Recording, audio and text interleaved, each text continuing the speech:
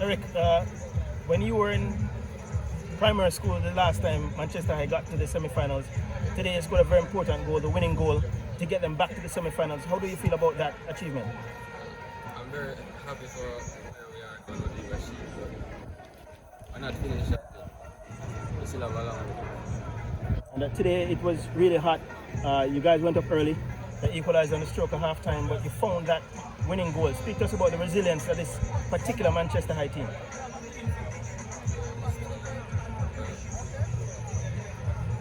The truth, I think we're the hardest working team in the competition. We train the hardest, put in the most work. And this was always expected, and reach the final, that's where we're looking for. And you'll be playing also in the Champions Cup. How do you feel about that? Very happy. It's my first time going into the Champions Cup. I've always wanted to go here.